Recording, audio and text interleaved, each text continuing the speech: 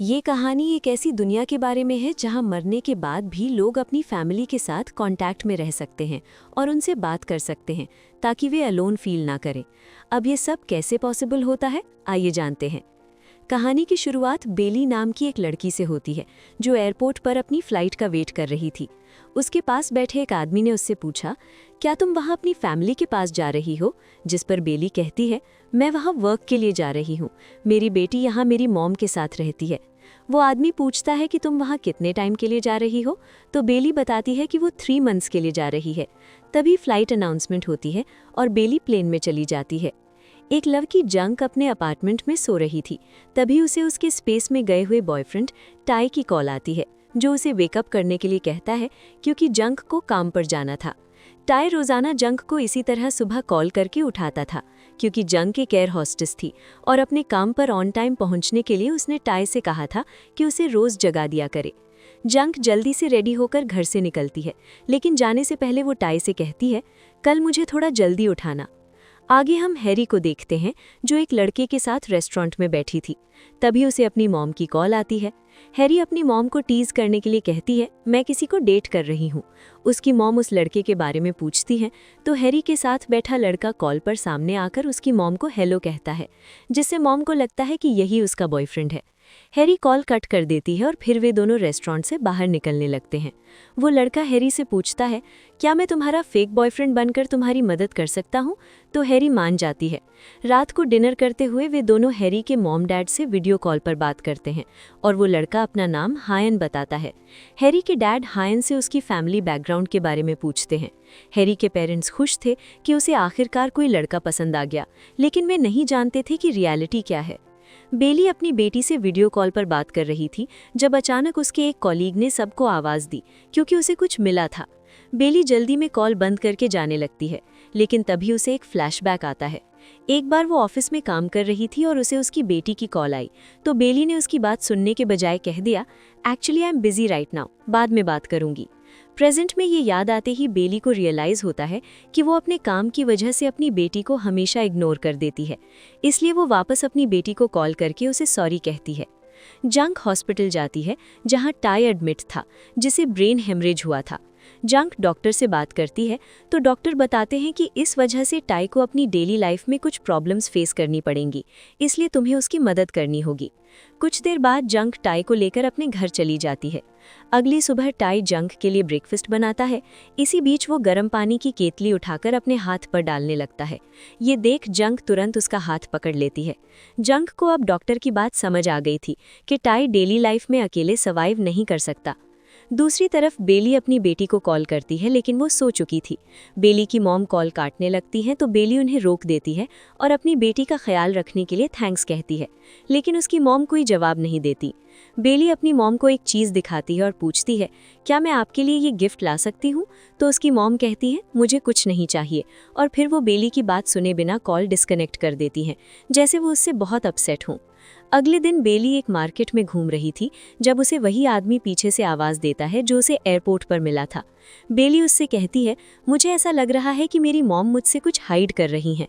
तभी उस आदमी को हैरी की आवाज़ आती है। ये आवाज़ उसे बिना किसी फ़ोन के आ रही थी और हैरी वहाँ मौजूद भी नहीं थी।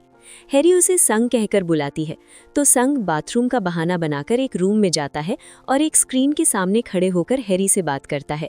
हैरी उसे बताती है कि बेली की मॉम इस महीने के एंड पर सर्विस टर्मिनेट करवा रही हैं। ये सुनकर संग वापस बेली के पास जाता है। अगले दिन जंक को एक आदमी की कॉल आती है जो बताता है कि टाई उसके पास जॉब मांगने आया था। वो जंक से कहता है, टाई इज़ नॉट ओके, तो जंक कहती है, he is perfectly fine. Call बंद करके जंक उस स्पेस वाले टाई को कॉल करके अपनी तबीयत के बारे में पूछती है और मेडिसिन खाकर सो जाती है। जंक रात को सोकर उठती है तो देखती है कि उसके घर में कुछ अननोन पीपल पार्टी कर रहे हैं और टाई भी उनके साथ है। टाई बताता है कि आज मैं किसी के पास गया था, अब मुझे फिर से जॉब मिल जाएगी। जंक उससे पूछती है कि ये सब लोग कौन हैं, तो टाई कहता है, तुमने ही तो कहा था कि हमें फ्रेंड्स को बुलाकर पार्टी करनी चाहिए। वो जंक से कहता है, come on enjoy with us, जिस पर जंक दुखी होकर कहती है, you were not like this. Bailey अपनी बेटी को कहती है कि वो उसे अपने साथ ले जाएगी। तभी बेली की मॉम फ़ोन लेकर कहती हैं, इससे बाद में बात करना। वो जिया को खाना खाने के लिए कहती है तो जिया जिद करती है कि उसे अपनी मॉम के पास जाना है। मॉम गुस्से में कहती हैं, अगर तुम जिद करोगी तो मैं दोबारा कभी तुम्हारी मॉम से बात नहीं करवाऊंगी। बेली अपनी मॉम को कॉल करती है तो मॉम चिल्लाती है, तुमने अपनी बेटी से लाई क्यों बोला कि तुम उसे साथ ले जाओगी। बेली कहती है, मैंने इसलिए कहा ताकि वो आपको डिस्टर्ब ना करे। मॉम बताती हैं कि वो जिया को लेकर वापस चाइना जा रही हैं। तो बेली कहती है, आप अभी नहीं जा सकती, मैं वापस आऊंगी तब बात करेंगे। लेकिन मॉम कहती है, you are never coming back.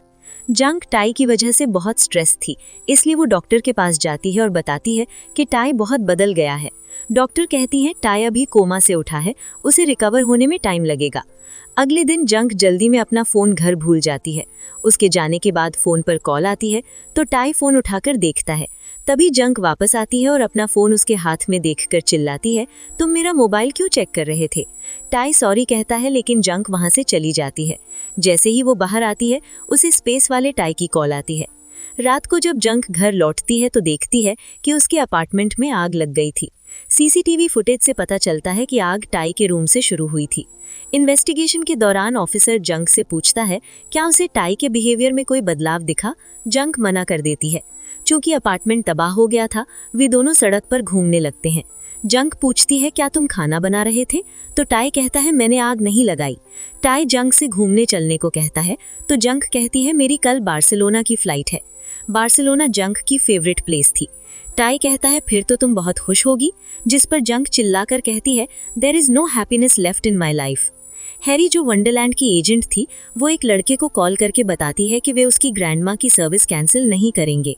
उधर बेली की मॉम जिया को लेकर एयरपोर्ट पहुंचती हैं। वहां अचानक जिया गायब हो जाती है। मॉम बहुत घबरा जाती हैं और अनाउंसमेंट करवाती हैं, पर जिया नहीं मिलती। तभी बेली की कॉल आती है। मॉम गुस्से में बेली से कहती हैं, जिया खो गई है और मैं अब तुम्हारी मॉम नहीं हूँ, और फ़ोन बंद हो जाता है। जंग एयरपोर्ट जाती है तो टाई भी उसके पीछे आ जाता है और कहता है कि वो भी उसके साथ फ्लाइट पर जाना चाहता है। जंग उसे मना कर देती है क्योंकि वो बीमार था। तभी जंग के फ़ोन पर कॉल आती है। जंग फ़ोन टाई को दे देती है। कॉल पर स्पेस वाला टाई था। असली टाई उसे देखकर शॉक रह जाता है। जंग उसे सब बताने का प्रॉमिस करती है, पर प्लेन उड़ने से पहले टाई बाहर निकल आता है। वो जंग के साथ नहीं जाना चाहता था। बेली को ड्रीम में जिया दिखती है। वो घबराकर अपनी कार लेकर निकल जाती है और एक डेजर्ट में पहुंचती है जहां बहुत धूल उड़ रही थी। वो अंधेरे में भी कार नहीं रोकती। वंडरलैंड में हाइन को पता चलता है कि बेली रीएक्टिवेट हो गई है। हैरी संग को उसकी मदद के लिए भेजती है। संग बेली को कार से बाहर निकालता है और उसकी जान बचाता है।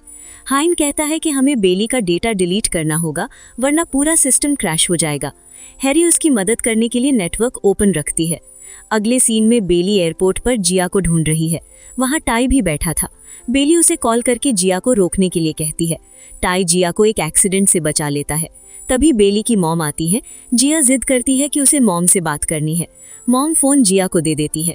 बेली कॉल उठाती है और जिया को बताती है, आई एम डेड। ये सुनकर मॉम रोने लगती है। बेली अपनी मॉम से भी बात करती है और फिर कॉल बंद कर देती है।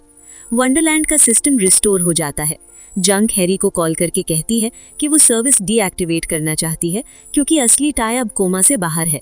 अब कहानी का असली ट्विस्ट रिवील होता है कि वंडरलैंड एक ऐसी दुनिया थी जहां लोग मरने के बाद भी अपनों से जुड़े रह सकते थे। जंग टाई को सब कुछ बता देती है। टाई चला जाता है, पर जंग उसे खोना नहीं चाहती थी, इसलिए वो भागकर उसे हग कर लेती है। आखिरी सीन में बेली और संग उसी बेंच पर बैठे हैं। संग पूछता है, क्या तुम वापस जा रही हो। तो बेली कहती है, मैं अपनी फैमिली से मिलने आई थी, अब वापस चली जाऊंगी। वो कहती है कि संग से उसका कांटेक्ट रहेगा क्योंकि वो इस सब के बारे में जानता है। और यहीं इस कहानी का एंड हो जाता है।